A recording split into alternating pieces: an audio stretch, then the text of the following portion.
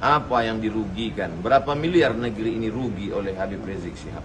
Apa yang pernah beliau hancurkan? Ada barang tambang Indonesia ini yang beliau ekspor keluar tanpa bayar pajak. Beliau tidak pernah merugikan apapun. Dia hanya sedang menegakkan satu di antara pilar. Bahkan sebab itulah kita disebut umat terbaik. Kuntum khaira ummah, kamu umat yang terbaik. Ta'muruna bil ma'ruf, mengajak orang buat baik. Wa tanhauna 'anil munkar, melarang dari perbuatan munkar.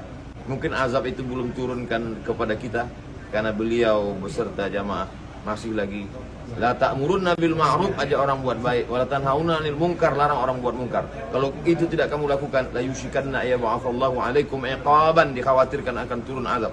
Ketika azab itu turun, lalu kemudian kamu berkumpul di tanah lapang berdoa, fala yustajabu lakum, doa kamu tak dikabulkan. Kenapa? Karena tidak melaksanakan nahi mungkar.